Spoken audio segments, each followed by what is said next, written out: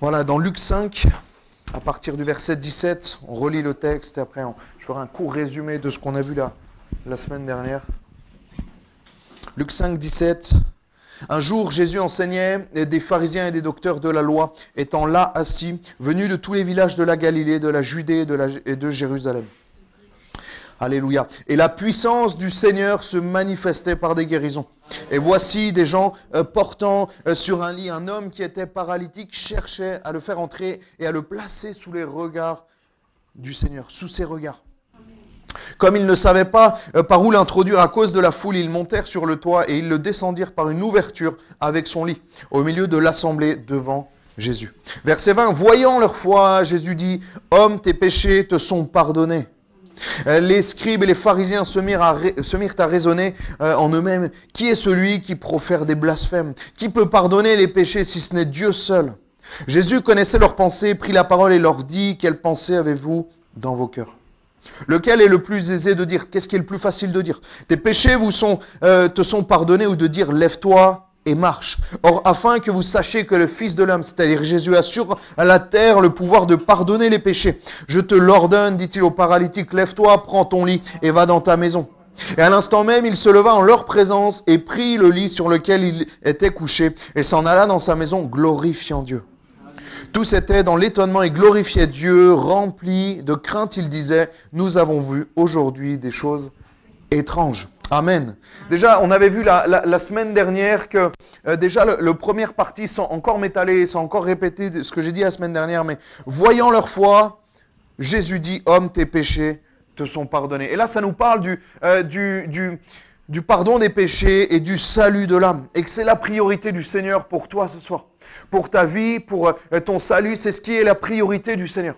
Moi, je crois et je sais, c'est même pas croire, juste je crois une simple croyance. Je sais que Dieu est capable de te guérir ce soir. Peu importe ton infirmité, peu importe ce que tu as, je sais et je crois que Dieu peut te guérir. Mais sa priorité, c'est de sauver ton âme. Parce que le salut de l'âme, lui, il est éternel. La guérison est temporaire et terrestre, mais le salut de l'âme, lui, il est pour l'éternité. Alléluia. Ils se mirent à raisonner. On voit que les pharisiens, ils se sont mis à raisonner en eux-mêmes. Ils se sont mis à réfléchir. Et je crois que le cerveau est l'ennemi de la foi. Le raisonnement est l'ennemi de la foi. On voit que Huguette, elle a appris le fait de lire, tout simplement. Mais lire la parole, non pas avec son cerveau, non pas intellectuellement, mais justement avec son cœur, comme pour le baptême du Saint-Esprit. Souvent, il y a des personnes qui ont des blocages parce qu'ils réfléchissent un peu trop. Moi, je réfléchissais un peu trop, je voulais une méthode, je voulais savoir comment on pouvait recevoir le Saint-Esprit. Je voulais, comme une recette magique pour apprendre et pour recevoir le baptême du Saint-Esprit.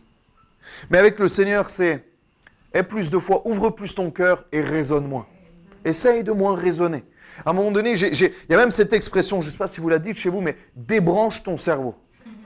Vous la dites? Non. Chez nous, on l'a dit, mais on l'a dit en ski quand il faut aller dans des endroits qui sont quand c'est un peu compliqué, il faut être un peu courageux, on dit débranche ton cerveau pour pouvoir y aller. Et avec le Seigneur, c'est exactement pareil, parce que tous les raisonnements humains vont venir en opposition et en contrainte à l'action de Dieu. Parce que l'action de Dieu, le salut, le pardon des péchés, ne se comprend pas, mais se vit à l'intérieur de nous-mêmes. Alléluia. Ils se mirent à raisonner. Deuxième partie qu'on a vue mardi dernier, avant d'enchaîner sur la nouvelle partie, Jésus guérit et restaure. Et Jésus peut restaurer ta vie, Jésus peut guérir ton corps. Et on parle souvent de guérison physique. Au travers de la grâce de Dieu, on a expérimenté, même dans ma vie chrétienne, mais depuis mon ministère, j'ai vu beaucoup de miracles, de choses mais glorieuses. Mais on parle moins de guérison intérieure. Et pourtant, Dieu agit tout autant. Il y a des guérisons intérieures. J'ai rencontré des personnes, j'ai même dans mon cas des choses qui étaient lourdes dans ma vie, qui faisaient plus mal que la pire des blessures ou la pire des infirmités physiques. Des choses qui sont là, à l'intérieur, et dont la médecine ne peut rien faire. Et le Seigneur, lui, peut agir. Des choses qui sont parfois ancrées, qui sont parfois enracinées dans ton cœur, que parfois même tu as essayé d'oublier ou tu as essayé d'enterrer pour ne plus t'en souvenir. Le Seigneur peut agir et peut restaurer ça. Amen. Jésus guérit et restaure les vies.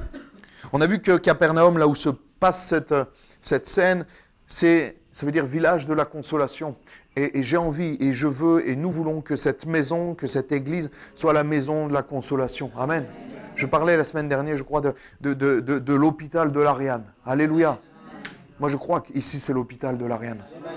Mais encore plus, encore mieux qu'un hôpital, parce que rien n'est impossible à Dieu. Alléluia. À l'hôpital, des fois, on y va et les médecins nous disent on ne peut rien faire. On peut soulager. Il y a même les soins palliatifs, c'est en attendant que la personne décède. Mais il n'y a pas de soins palliatifs avec le Seigneur. Il n'y a rien qui est incurable avec mon Seigneur. Alléluia. On est encore mieux que l'hôpital. Alléluia. Bon, après, si vous avez des problèmes, allez à l'hôpital. On priera avant et voilà, Dieu voulant, soyez sages et équilibrés. Hein. On en a parlé dimanche dernier. Et là, pour finir la prédication, la deuxième partie que je voulais voir avec vous, on voit que dans ce texte, il y a 4 types de personnes. Déjà, premièrement, il y a la foule. Il y a de nombreuses personnes qui sont là autour de cette maison. On voit qu'ils n'ont pas pu passer. Ils sont passés sur le toit. Ça veut dire qu'il y avait tellement, et le texte le dit, il y avait tellement de personnes qui n'ont pas pu passer, encore moins avec un lit, encore moins avec quelqu'un qui était infirme. Et il y avait cette foule. Et la foule symbolise le fait de se cacher. Le fait de se cacher même aux yeux de Dieu ou alors même dans l'église. C'est rassurant la foule. C'est pas engageant la foule. On peut se cacher. On peut se cacher dans la masse. Vous savez, il y a beaucoup de personnes qui suivaient Jésus. Il y avait souvent des foules et des foules entières. Mais tous n'avaient pas accepté Jésus dans leur vie. Tous ne suivaient pas et n'étaient pas disciples de Jésus. Et j'ai envie de te dire ce soir, sors de la foule. Arrête de te cacher. Arrête même de venir à l'église pour venir à l'église. Tu enchaînes les réunions et tu es toujours caché dans la foule parce que tu ne prends pas position pour le Seigneur.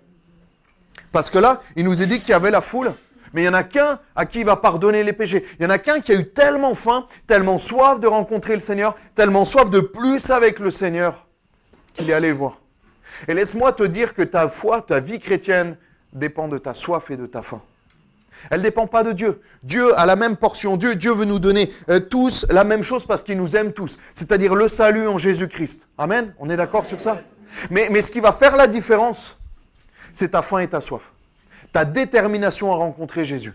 Est-ce que tu es prêt, j'ai envie de dire, à monter sur le toit, à sortir le toit, et tellement tu as envie, tellement tu es motivé de rencontrer le Seigneur. Amen. On va la refaire. Parce que vous n'êtes pas motivé. Vous ne touchez pas les tuiles, hein, c'est une image. Est-ce que vous êtes déterminé à tout faire pour rencontrer le Seigneur? Amen. Alléluia. Vous laissez tranquille le toit quand même. Ils ne sont pas reconnus parce qu'ils font partie de la foule. On ne connaît pas leur nom. Leur nom n'est pas mentionné. Les amis, on les appelle les amis. Le paralytique, on l'appelle le paralytique. Mais la foule, on l'appelle la foule. Et Jésus veut un entretien avec toi. Il veut te rencontrer comme il a rencontré ce paralytique, personnellement et intimement. Et pour ça, tu dois sortir de la foule. Tu dois sortir de la foule. J'ai envie de dire, arrête de te cacher. Viens auprès et au pied du Seigneur. Ceux qui sont restés dans la foule n'ont pas forcément rencontré le Seigneur comme le paralytique, lui, l'a rencontré. La deuxième catégorie de personnes, alléluia, après on prendra un temps de prière, j'ai déjà hâte, ça va être exceptionnel. Les religieux, vous les voyez ceux-là. Hein? À cette époque, les religieux passaient beaucoup de temps à lire la parole, à lire les saintes écritures, la Torah, le Pentateuque, tout ça et d'autres livres notamment. Ils connaissaient tous le Dieu de leur tradition. Ils parlaient même du Dieu d'Abraham, d'Isaac et de Jacob, mais ils ne l'avaient pas rencontré personnellement. Et il y a beaucoup de personnes qui s'y connaissent, même certains théologiens qui s'y connaissent 10 fois, 100 fois plus que moi, qui connaissent la Bible par cœur, mais qui n'ont pas forcément rencontré le Seigneur Jésus. Amen. Mais moi, je veux moins connaître peut-être la Bible, mais plus l'appliquer et plus connaître le Seigneur Jésus. Alléluia. La lire de tout mon cœur, mais connaître, avoir une relation particulière avec le Seigneur. Vous vous rendez compte que ces religieux, ils étaient tellement aveuglés par la religion, tellement aveuglés par les traditions en tout genre, qu'ils avaient le Fils de Dieu à côté d'eux. Ils pouvaient le toucher comme ça, et ils lui ont dit, mais qui es-tu pour blasphémer? Vous vous rendez compte à quel point la religion, à quel point les traditions peuvent nous faire passer à côté de l'authentique Fils de Dieu. Des choses authentiques, des choses vraies. Et ces religieux, ils pensaient être dans leur bon droit. Ils pensaient ce qu'ils faisaient, ils pensaient que c'était bien. Ils pensaient même défendre Dieu. Mais ce qu'ils faisaient les empêchait de rencontrer véritablement le Fils de Dieu. Les traditions, la religiosité. Moi, je rencontre de plus en plus de personnes qui dans la foi, qui sont même de la foi catholique et qui transforment tout, la tradition, leur identité, leur nationalité, et qui se disent, mais on doit faire ça, sinon on n'est pas sauvé. Mais est-ce que c'est écrit dans la parole de Dieu ou pas? On doit confesser nos péchés à telle ou telle personne. On doit allumer une petite bougie. On doit faire ci. S'il n'y a pas la bougie, il n'y a pas la présence de Dieu. C'est écrit où, mon ami? Où est-ce que c'est écrit? Dans la parole de Dieu. Dieu nous a laissé sa parole pour qu'on évite de partir dans tous les sens. Et même, on part dans tous les sens avec sa parole. Donc, imaginez si elle n'était pas là. Et on voit que ces religieux, ils vont passer à côté de l'essentiel. À cause de tout ce qu'ils ont emmagasiné en tête, tout leur savoir, tout ce qu'on leur a dit qu'il fallait faire ou tout ce qu'on leur a dit qu'il ne fallait pas faire, que Dieu était comme ça et pas autrement. Moi, je vais vous le dire, Dieu est amour. Amen. Dieu est amour et Dieu est proche de vous. Ce paralytique, il avait peut-être même jamais lu la parole de Dieu, mais il est venu d'un cœur pur. Il savait que c'était le Fils de Dieu. Il savait que Jésus pouvait quelque chose pour lui. Et il a reçu bien plus que les pharisiens, bien plus que les scribes, les religieux à ce moment-là. Oh, moi, je connais la Bible. J'ai lu le Coran, j'ai lu le Talmud, la Torah, tout ce que vous voulez. On en rencontre des personnes comme ça. Je rencontre de plus en plus même de jeunes de mon âge qui ont lu le Coran, la Bible, tous ces livres spirituels pour trouver quelque chose. Et ils n'ont rien trouvé. Parce qu'ils l'ont lu d'une manière intellectuelle. Ils l'ont lu comme une méthode, comme une recette de cuisine. Pour la suivre, pour trouver quelque chose de bon. Mais la meilleure des solutions pour rencontrer le Seigneur, c'est d'ouvrir ton cœur. C'est de t'abandonner, te mettre à genoux et de prier le Seigneur. Seigneur, je sais, même vous savez ce que le Seigneur préfère par-dessus tout, c'est l'authenticité. Le Seigneur, c'est ce qu'il aime le plus. Même si tu lui dis, même si tu es vrai, Seigneur, je ne sais même pas si tu existes. Il préfère ça. Je ne sais même pas si tu existes. Si tu existes, viens dans mon cœur. Viens changer ma vie. Sois vrai devant le Seigneur. Ne lui dis pas, je sais que tu existes si tu ne le sais pas. Dis, Seigneur, je ne sais pas si tu existes. Je ne sais pas si tu m'aimes. Je ne sais pas si ce que ce monsieur avec ce polo dit est vrai. Mais mets-le au défi. Alléluia. Viens lui parler de manière authentique. Seigneur, si tu existes, viens transformer ma vie. Alléluia. Et il va le faire comme il l'a fait pour Huguette, comme il l'a fait pour Didier, comme il l'a fait pour Juan. Il peut le faire pour ta vie. Alléluia. Amen. Le paralytique. On voit que ce paralytique, il a eu tellement faim, tellement soif, comme je disais. Cette scène, elle est quand même surréaliste. On voit qu'il y a un handicapé qui vient sur un lit et ils vont découvrir le toit pour pouvoir le mettre au pied de Jésus. Et nous, ça nous parle de quoi? De notre motivation. Qu'est-ce qu'on est prêt à faire? Qu'est-ce qu'on est prêt dans notre cœur? Quelle disposition de cœur nous avons pour rencontrer Jésus? Est-ce qu'à la première épreuve, au premier découragement, tu vas arrêter, tu vas abandonner de suivre le Seigneur? Ou est-ce que tu vas être déterminé pour suivre le Seigneur? Est-ce que tu vas être déterminé? Est-ce que tu as cette conviction et cette fidélité? Moi, quand je vois, autrefois on parlait avec Janine, 70 ans de conversion. C'est ça, Janine? 70 ans de conversion. C'est beau, hein? Je dis, est-ce qu'on a cette fidélité? Seigneur, moi je me mets dedans. Hein. Avant le pasteur, je me dis, Seigneur, si tu n'es pas revenu, est-ce que dans 70 ans, si tu me prêtes vie, je serai toujours à fond avec toi? Moi, c'est mon objectif. Hein. Avec beaucoup d'humilité, je dis, Seigneur, viens m'aider à tenir. Viens m'aider à tenir sur la durée. Alléluia. J'allais dire, on fera un point, mais pas sûr que vous soyez tous là. Non, je vous taquine. Gabriel, Joseph. Eh oui, ça se trouve, on sera tous là-haut. Hein, dans 70 ans, ça serait le mieux. Hein. Amen, Didier, on est d'accord. Et on voit que ce paralytique, il a dit, mais peu importe ce qu'on pense de moi, peu importe s'ils me prennent pour un fou, on va y aller. Peu importe comment, moi j'ai envie de rencontrer le Seigneur. Il ne s'est pas dit, on va peut-être se moquer de moi, on va peut-être me prendre pour un fou. Vous imaginez la scène, il commence à descendre là, comme une entrée d'un spectacle, il descend là, comme ça il y a Jésus, et il commence à voir, il devait y avoir des morceaux de paille, de briques qui devaient tomber sur les gens. Ils ont dû peut-être se moquer ou peut-être l'insulter, disant mais qu'est-ce que tu fais? Laisse-nous tranquille, tu déranges là. On assistait à la prédication de Jésus et toi tu viens nous embêter. Et il a dit non, mais peu importe ce que vous pensez, peu importe ce que j'ai envie de dire, peu importe ce que toi, la personne assise à ta gauche ou assise à ta droite pense, moi je vais rencontrer le Seigneur. Peu importe ce que toi tu vas choisir Moi, je vais rencontrer Jésus parce que je sais que c'est la bonne chose. Je sais que c'est la meilleure chose que je peux faire, peu importe les obstacles. Si on ne peut pas passer par la porte d'entrée, on passe par le toit. Si on ne peut pas passer par le toit, on trouvera une solution. Je casse le mur, mais j'ai envie de rencontrer le Seigneur. Alléluia. Est-ce que tu es déterminé ce soir à rencontrer le Seigneur? À cette époque-là, les personnes handicapées étaient très basses socialement. Ils devaient faire la manche. Il n'y avait pas d'aide, il n'y avait pas toutes ces choses. C'était souvent des mendiants, c'était très compliqué. Même aux yeux des autres, ils étaient vus comme une malédiction. Mais là, lui, il a dit, non, mais moi, je veux pas m'arrêter à tout ça. Je ne veux pas m'arrêter à peut-être cette vie de mendiant, ce qu'on dit de moi, malédiction ou bénédiction, je ne sais pas. Mais moi, je veux rencontrer Jésus parce que lui, il peut quelque chose pour moi. Alléluia. Amen. Il y a cette notion, vous savez, aujourd'hui, on voit les pubs, on est vendredi 13, ils font des grands lotos. Ils augmentent les sommes pour les lotos. Certains, c'est un jour de malchance. Certains, c'est un jour de chance. Et moi, je crois que chaque jour, c'est un jour de chance pour qu'on rencontre le Seigneur. La Bible dit que si tu entends la voix du Seigneur aujourd'hui, tu n'endurcis pas. N'endurcis pas ton cœur. Parce que demain, je ne sais pas si c'est vendredi 13, ça sera samedi 14, tout simplement. Mais ça ne sera peut-être pas un jour de chance. Parce que si le Seigneur revient ce soir, ça ne sera plus un jour de chance demain. Moi, ma chance, ce n'était pas de gagner au loto, c'était de rencontrer le Jésus. Jésus, le Fils de Dieu. Amen. Moi, franchement, je voudrais l'échanger pour rien au monde. Franchement, je voudrais l'échanger pour rien au monde. Peu importe la somme qu'on me proposera, parce que la somme qu'on me proposera ne va pas m'aider à aller au ciel. Le seul qui m'aide et le seul qui me permet, le seul qui m'a donné le ticket pour la porte d'entrée du ciel, c'est Jésus. Alléluia. Et on voit cette quatrième catégorie de personnes, c'est les amis. Et ça nous parle à nous qui sommes engagés avec le Seigneur.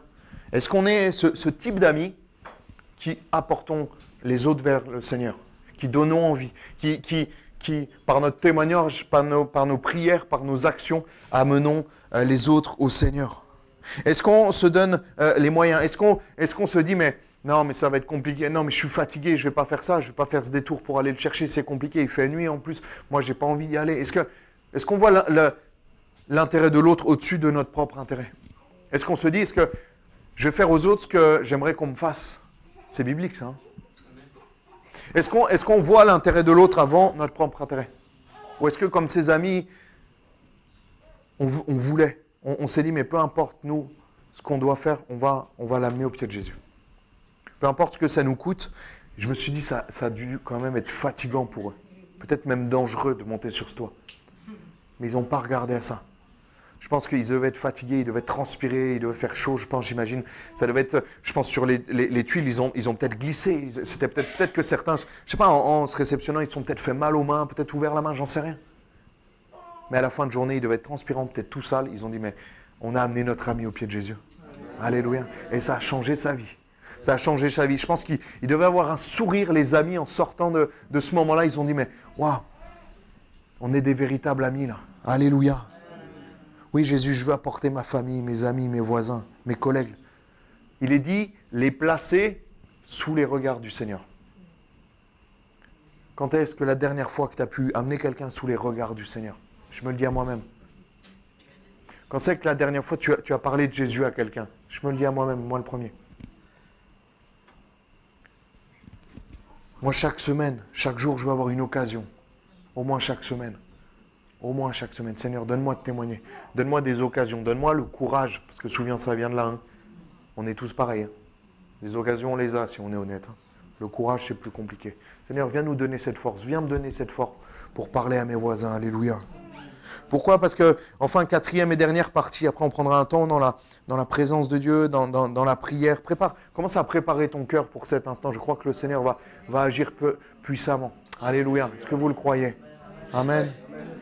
Il y a clairement un avant et un après sa rencontre avec Jésus. Ça a changé sa vie.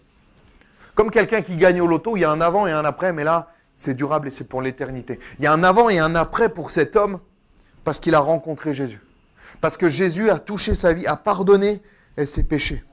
Il est arrivé paralysé, il repart debout, marchant avec son lit et surtout sauvé pour l'éternité. Vous vous rendez compte la promotion, le grand écart dans la société, dans son cœur, dans son corps, que cet homme a fait cette journée-là. Il est passé de mendiant, de dépendant des autres, à autonome, sauvé par grâce, enfant du Dieu Tout-Puissant. Alléluia. Est-ce qu'il y en a qui veulent connaître ces promotions ce soir? Alléluia. Seigneur, viens nous aider. Quelle journée incroyable pour cet homme. Et ce soir, c'est la même journée. Parce que le même Jésus qui était là-bas, il est là. Il est présent au milieu de nous au travers du Saint-Esprit. Et à l'instant, il se leva en leur présence, prit le lit sur lequel il était couché et s'en alla dans sa maison glorifiant Dieu instantanément. Alléluia. Jésus a changé sa vie comme il veut changer la tienne. Alléluia. On va prier. Je vais demander aux frères de revenir. Sing his praise aloud. Sing his praise.